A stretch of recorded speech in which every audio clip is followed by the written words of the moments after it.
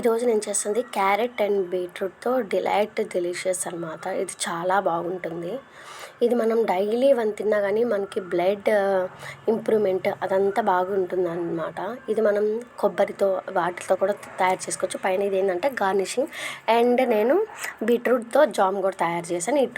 ఇవి two varieties ఈరోజు నేను చూపిస్తున్నాను. దానికోసం అని నేను ఒక 3 బీట్రూట్ అండ్ ఒక పావు కేజీ దాకా క్యారెట్ తీసుకున్నానండి. మొత్తం అంతా ఇలా పీల్ తీసేసేసుకొని మనము హాఫ్ బాయిలింగ్ మెథడ్లో మనం స్టీమింగ్లో బాయిల్ చేసుకోవాలన్నమాట. ఎందుకంటే ఇవి మామూలుగా వాటర్ వేసి ఉడకబెట్టేస్తే అందులో ఉన్న ప్రోటీన్స్ అవన్నీ పోతాయి. అందుకని మనం స్టీమింగ్లో మనం కుక్ చేసుకున్నామంటే అవంతా చాలా బాగుంటాయి అన్నమాట. ఏమీ పాడవకుండా మనకి ప్రోటీన్స్ అవన్నీ పోకుండా ఉంటాయి. అందుకని మనం స్టీమింగ్ మెథడ్లో చేసుకుంటున్నాము. అంతా బాయిల్ చేసుకోవాలి. ఫస్ట్ అంతా ఒకసారి వాష్ చేసేసుకొని నేను ఇంకో దాంట్లోకి ట్రాన్స్ఫర్ చేసుకుంటాను. ఇలాగ ముందు ఒక్కసారి వాష్ చేసేసుకుంటే ఇట్లా నేను స్టీమింగ్ కోసమని మనం స్టీమర్ కానీ లేకపోయినా కానీ మనం ఇట్లాగా ఫస్ట్ జల్లె లాంటివి ఉంటాయి కదండి, అలాంటి వాటర్లో పెట్టేసేసుకొని కుక్కర్లో వాటర్ పోసేసుకొని దాని మళ్ళీ ఇంకొక గిన్నెలో వాటర్ పోసుకొని దానిపైన ఇది బౌల్ పెట్టేసుకున్నామంటే మనకి స్టీమర్ లేకపోయినా కానీ స్టీమింగ్ మనం మెథడ్లో మనం కుక్ చేసేసుకోవచ్చు. ఇలాగ పెట్టేసేసి కుక్కర్లో పెట్టి నేను ఒక 4-5 విజిల్స్ రానిచ్చాను. పెట్టుకొని 4 విజిల్స్ రానిచ్చేసాను అనమాట. మనకి బాగా కుక్ అయిపోతే సరిపోతుంది. లేదు మాకు అంత అవసరం లేదు అనుకున్నప్పుడు మనం 3-4 విజిల్స్ అయినా సరిపోతుంది. కరెక్ట్గా ఎగ్జాక్ట్గా అయితే నాకు 4 విజిల్స్కి బాగా స్టీమ్ అయ్యి ఉడికిపోయింది అనమాట. ఇప్పుడు చూపిస్తాను చూడండి. ఓపెన్ చేస్తే మనకి ఎంత పర్ఫెక్ట్గా వచ్చేసిందో, వాటర్ అనేదే లేకుండా బాగా వచ్చిందనమాట. ఇందులో నేను హాఫ్ ఏమో జామ్ ప్రిపేర్ చేయడానికి యూజ్ చేస్తున్నాను. ఇంకో హాఫ్ ఏమో నేను అవి బీట్రూట్ కేక్స్ లాంటివి అనమాట, అలాంటి వాటివి తయారు చేయడానికి యూజ్ చేస్తాను. ఇప్పుడు హాఫ్ తీసేసుకొని మనం మెత్తగా బాగా స్మూత్ పేస్ట్ లాగా పేస్ట్ చేసుకోవాలి.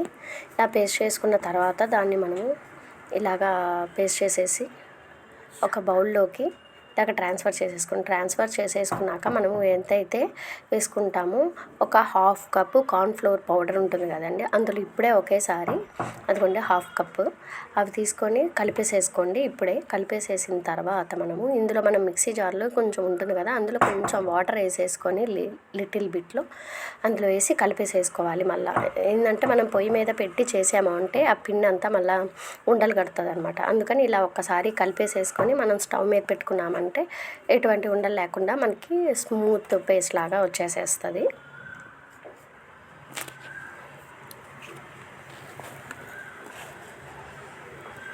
స్మూత్ పేస్ట్ లాగా వస్తుందంట. ఇప్పుడు ఇది పొయ్యి మీద పెట్టేసి ఇలాగ ఉడికించుకుంటున్నాము. చూడండి కలర్ ఎంత రెడ్గా ఎంత బాగా వచ్చేసిందో.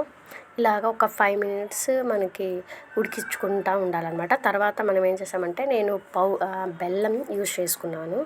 ఎందుకంటే మళ్ళీ షుగర్ అంటే పిల్లలకి అది పెట్టేది కదా, హెల్త్కి మంచిది కాదని బెల్లమే. లేదు కొంతమందికి ఇష్టం లేదు అనుకున్నప్పుడు మనం షుగర్తో కూడా చేసుకోవచ్చు, కానీ నేను బెల్లంతోనే చేస్తున్నానండి. ఇందులో ఒక కప్పు బెల్లం వేసుకోండి సరిపోతుంది. నేను ఇప్పుడు ఒక 2 స్పూన్స్ ఎందుకంటే మనం యాడ్ చేసుకుంటున్నాం నెయ్యి, మనకి ప్యాన్కి స్టిక్ అవ్వకుండా ఉండడం కోసమని నెయ్యి వేసేసుకుంటున్నాను. వేసుకుంటే మనకి టేస్ట్ కానీ బాగుంటుంది. వేసుకున్న తర్వాత 2 యాలుక్కాయలు కూడా దంచేసేసి ఆ పౌడర్ వేసుకోండి, అది స్కిప్ అయిపోయింది. మనము 1 కప్పు వేసేసుకున్నాక అది బాగా కొంచెం మెల్ట్ అయ్యేదాకా ఉంచుకోండి. వేసిన తర్వాత మనకి ఇలాచీ పౌడరు కొంచెము అన్నీ వేసేసి కొంచెము 1 or 2 స్పూన్స్ మన దగ్గర కోకోనట్ పౌడర్ ఉంటే వేసుకోవచ్చు, లేదు అంటే ఇదైనా స్కిప్ చేసేసుకోండి, అది మీ ఇష్టము. ఇట్లా వేసుకొని బాగా ఉడకనివ్వాలి. మనకి ఏంటంటే గట్టిగా వచ్చేయాలి. ఇలా చూపిస్తాను చూడండి, మనకి ప్యాన్ నుంచి అలాగా సపరేట్ అయిపోవాలన్నమాట. అప్పుడు మనకి ఇట్లా సపరేట్ అవ్వడం వల్ల మనం తర్వాత ప్రిపేర్ చేసుకొని కట్ చేసుకోవడానికి దీన్ని నేను బటర్ పేపర్ మీద వేసుకున్నాను అనమాట. బటర్ పేపర్ మీద వేయడం వల్ల ఎందుకంటే చూడండి ఎంత ఫ్రీగా బాగా మనకి ఊడిపోతుంది. దానికోసమని నేను ఇట్లాగా బటర్ పేపర్ మీద వేసుకున్నాను. ఇలాగా చూడండి, ఇలా వేసుకున్న తర్వాత ఇట్లా కట్ చేసేసుకోవాలి. కట్ చేసేసుకున్న తర్వాత మనకి ఎంత సైజ్ కావాలంటే ఆ సైజుని బట్టి మనము కట్ చేసుకోవాలి.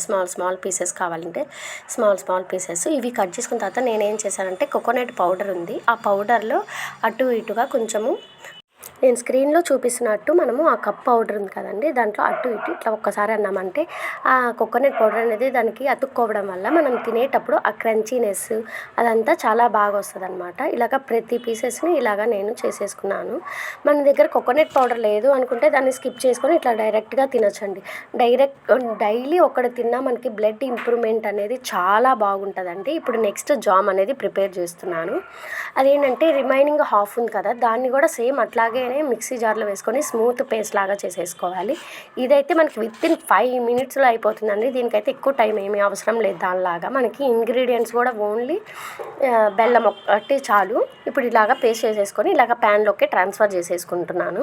ట్రాన్స్ఫర్ చేసుకున్న తర్వాత కొంచెం ఉడుకుతూ ఉంటుంది అనమాట. ఉడుకుతూ ఉన్నప్పుడు మనము కొంచెం బెల్లం కావాలంటే బెల్లము, షుగర్ కావాలంటే షుగర్ అనమాట. మనకి ఏది కావాలంటే అది యాడ్ చేసుకోవచ్చు. నేనేం చేశానంటే 1/2 కప్పు బెల్లం తీసుకొని ఇట్లా 1 minute కొంచెం అటు ఇటు కలిపేసిన తర్వాత ఒక 1 spoon షుగర్ యాడ్ చేసేసుకున్నాను అనమాట. సరిపోతుంది మనకి. మీకు బెల్లం ఇంట్రెస్ట్ లేదు అనుకున్నప్పుడు టోటల్గా షుగరే ఒక హాఫ్ కప్పు దాకా షుగర్ వేసేసుకోండి, సరిపోతుంది.